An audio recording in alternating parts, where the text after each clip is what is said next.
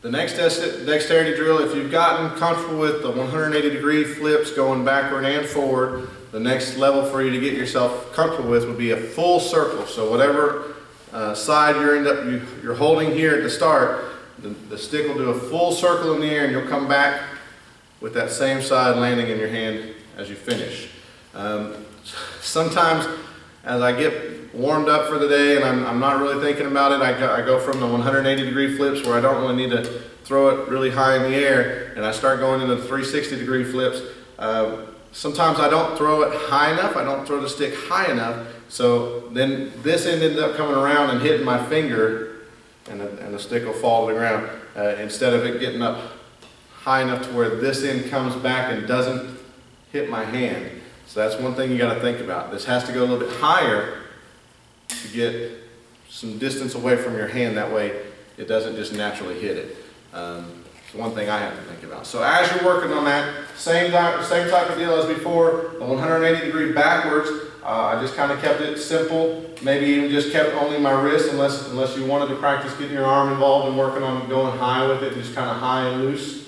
But you can do that either way here. I like to I get my wrist a little bit more into it as I'm going up, but I don't really worry about my arm going up with it, right? I'll raise my arm to catch it, but not so much in the throw if I don't have to. So work on that one hand at a time, right hand first. There's all sorts of different ways it's happening for me. Sometimes it happens nice like a lobbing throw, so it goes up and it takes a while for that stick to make its full circle. Sometimes it kind of keeps it a little bit tighter. I don't throw it up as high and it comes a little bit tighter and faster. That's something to work on. Then work on it with your left hand. You get it good on one side, get it good on the other. Just as comfortable on the other. It takes a while to get used to. Sometimes I find I'm pulling it back toward my body so it's not just staying out here at the same distance. It's kind of coming back and I'm having to catch it right here. But that's not my goal, or I'm having to lunge out for it. My goal is that it keeps pretty safe and standard in one spot, so I don't have to reach sideways, forward, backward, or anything forward. That's the goal for that. Then you get comfortable with that, try the next level of that, which next level drill, which would be I'm still throwing it up in a 360-degree spin, but my right hand throws it, my left hand catches it, or my left hand throws it, my right hand catches it. And this one, the 180-degree spins are a little bit easier for me after a while, just to kind of take my eyes off it and focus somewhere else. So there's TV going on in the background or something. I'll still drop every now and then, but it's a little bit easier for me just to kind of know instinctively where they're going to be. The 360-degree spin, I don't really enjoy taking my eyes off of that stick very often, especially if this is what I'm practicing with, because I don't want it to come hitting me. I know sometimes I'm not as consistent as I want to be yet, so sometimes the stick comes here closer to me than it does just staying right where I want it to. So for this one, I like to keep my eyes glued to that stick when I'm throwing it, right? Oh, what was I going to do? The alternating ones where my left hand throws it and my right hand catches it. That's a good drill. You get comfortable with that, then add the other stick. You've got both sticks in your hands, but again, you're not juggling from one hand to the other. Just toss them one at a time. Sorry, 360. Gotta go a little higher. Get comfortable with that. Maybe I do it a few in a row, then the goal being go right hand one, left hand one, right hand one, left hand one, right, left, right, left. You get comfortable with that. Twins. Both of them up at the same time, catch. Those are the most basic ways I like to practice. Now, to show something that I don't really do well, I'll give you the challenge. I'll speak it to you and give you the challenge if you want to practice at home. That'd be great, but it's not something I feel comfortable showing off. Going back to one stick, you can try the behind the back 360 degrees and catch with the other hand. That'd be cool. Okay, one hand at a time.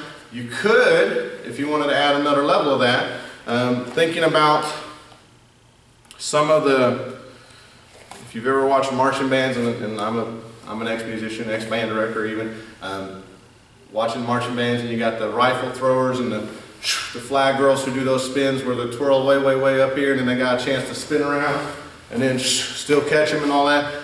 You could try that with the stick.